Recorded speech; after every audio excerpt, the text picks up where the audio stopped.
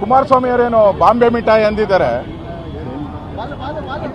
ದೇಶದಲ್ಲಿ ಕಾಂಗ್ರೆಸ್ ಆಡಳಿತ 60 ವರ್ಷ ಇದ್ರು ಕೂಡ ನಾವಾದ್ರೂ ಬಾಂಬೆ ಮಿಠಾಯಿ ಕೊಟ್ಟಿದ್ರಿ, ಅವರು ಕಳ್ಳೆ ಪಪ್ಪು ಕೊಟ್ಟಿಲ್ಲ. ಅವರು ದೇಶದ ಜನತೆಗೆ ಕಳೆದ 60 ವರ್ಷದಲ್ಲಿ ಮೋಸ ಮಾಡ್ಕೊಂಡು ಬಂದಂಥ ಪಕ್ಷ ಕಾಂಗ್ರೆಸ್ ಮತ್ತು JDS. ಅದರಿಂದ ಅವ್ರಿಗೆ ನಾವು ರೈತರ ಸಾಲ ಮನ್ನಾ ಮಾಡಿರೋದು, JDS ಕಾಂಗ್ರೆಸ್ ಏನು ಮನ್ನಾ ಮಾಡಿದೆ ಅದು 1 ಟರ್ಮ್ ಮಾತ್ರ. ಆದರೆ ನಾವು ಕೊಡ್ತಾ ಇರೋವಂಥದ್ದು ಲೈಫ್ ಟರ್ಮ್, ಜೀವನ ಪೂರ್ತಿ ಅವರಿಗೆ ಈ ಒಂದು 6,000 ರೂಪಾಯಿ ಅವರಿಗೆ ಪ್ರತಿ ವರ್ಷ ಕೊಡುವಂಥ ಒಂದು ಯೋಜನೆ, ಜೀವನ ಪೂರ್ತಿ ರೈತರನ್ನ ಕೈ ಹಿಡಿಯುವಂಥದ್ದಕ್ಕೆ ಮೋದಿಯವರು ಕೊಟ್ಟಂಥ ಒಂದು ಸಿರಿ ಬಡ್ಜೆಟ್ ಇದು. ಕಳೆದ 7 ವರ್ಷದಿಂದ ಮೊದಲನೇದಾಗಿ ಅವರು ಮುಖ್ಯಮಂತ್ರಿಗಳಾಗಿ ಇಲ್ಲ. ಸರಿ, ಮತ್ತೆ ಹೇಳ್ತೀನಿ, ಕಳೆದ 7 ತಿಂಗಳಿಂದ ಕುಮಾರಸ್ವಾಮಿ ಅವರು ಮುಖ್ಯಮಂತ್ರಿಗಳಾಗಿಲ್ಲ. ಅವರು ಒಬ್ಬ ಕ್ಲರ್ಕ್ ಆಗಿದ್ದಾರೆ. ಅದರಿಂದ ಆ ಕ್ಲರ್ಕ್ ಅವರು ಅವರೇ ಹೇಳಿದ ರೀತಿ ಅವರ ಶಾಸಕಾಂಗ ಸಭೆಯಲ್ಲೇ ಬಡ್ಜೆಟ್ ಮಂಡನೆ ಮಾಡ್ತಾರಾ ಇಲ್ಲ ಅನ್ನೋದು ನಮಗೆಲ್ಲರಿಗೂ ಡೌಟೇ. ನಾವಂತೂ ಸರ್ಕಾರವನ್ನು ಬೀಳಿಸುವಂಥ ಪ್ರಯತ್ನವನ್ನು ನಾವು ಮಾಡಲ್ಲ.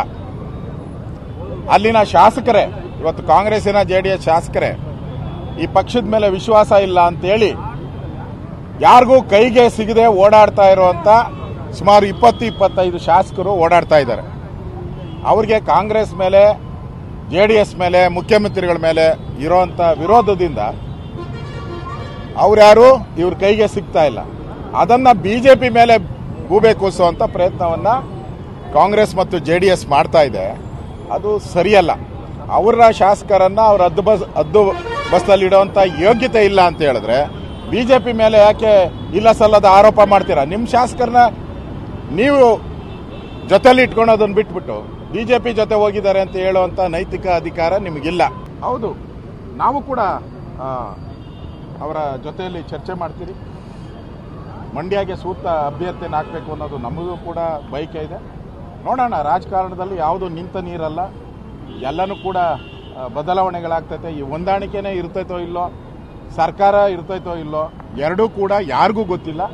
ಜ್ಯೋತಿಷಿಗಳಿಗೂ ಗೊತ್ತಿಲ್ಲ, ಜನಕ್ಕೂ ಗೊತ್ತಿಲ್ಲ, BJPಗೂ ಗೊತ್ತಿಲ್ಲ. ಅದರಿಂದ ಸರ್ಕಾರ ಇರ್ತೈತೋ ಇಲ್ಲೋ ಗೊತ್ತಿಲ್ಲ, ಈ ಹೊಂದಾಣಿಕೆ ಇರ್ತೈತೋ ಇಲ್ಲೋ ಗೊತ್ತಿಲ್ಲ, ದೇವ್ರಿಗೆ ಮಾತ್ರ ಗೊತ್ತಿದೆ. ನೋಡಿ, ಅವರು ರಿಸೈನ್ ಮಾಡೋದಾದ್ರೆ ಕಾಂಗ್ರೆಸ್ಗೆ ರಿಸೈನ್ ಮಾಡ್ತಾರೆ, ಜನತಾದಳಕ್ಕೆ ರಿಸೈನ್ ಮಾಡ್ತಾರೆ.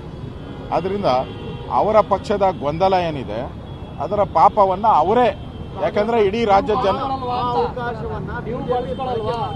ನಾವೇನು ರಾಜಕೀಯದ ಸನ್ಯಾಸಿಗಳಲ್ಲ, ನಾವು ರಾಜಕಾರಣ ಮಾಡಕ್ಕೆ ಬಂದಿರೋದು. ರಾಜ್ಯದ ಜನ ನಮಗೆ 106 ಜನ, ಇವತ್ತು 104 ಇದ್ದಿದ್ದು 106 ಆಗಿದ್ದೀರಿ ಈಗ. ಆದ್ದರಿಂದ ಜನ ಬೆಂಬಲ ಇಲ್ದವರು ಅಧಿಕಾರ ನಡೆಸ್ತಾ ಇದ್ದಾರೆ. 38 ಜನ ಶಾಸಕರು ಇರೋರು ಮುಖ್ಯಮಂತ್ರಿ ಆಗಿದ್ದಾರೆ. ಇದು ಪ್ರಜಾಪ್ರಭುತ್ವದ ವಿರೋಧಿ. ಆದ್ದರಿಂದ ನಾವೇನು ಸನ್ಯಾಸಿಗಳಲ್ಲ. ಆ ಸಂದರ್ಭ ಬಂದಾಗ 100ಕ್ಕೆ 100% ನಾವು ಉಪಯೋಗ ಮಾಡಬೇಕು.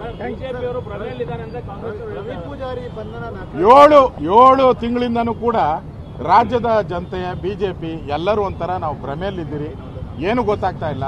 ರಾಜ್ಯದಲ್ಲಿ ಸರ್ಕಾರ ಕೋಮಾ ಸ್ಟೇಜಲ್ಲಿದೆ. ಅದರಿಂದ ಈ ಕೋಮಾ ಸ್ಟೇಜಲ್ಲಿರೋ ಸರ್ಕಾರ ಏನೇ ಹೇಳಿಕೆ ಕೊಟ್ಟರು ಕೂಡ ಅದಕ್ಕೆ ಅರ್ಥ ಇಲ್ಲ. ನೋಡಿ, ಕಾನೂನು ಸುವ್ಯವಸ್ಥೆ ಅನ್ನೋದು ಪೊಲೀಸರಿಗೆ ಸಂಬಂಧಪಟ್ಟಂಥ ವಿಚಾರ.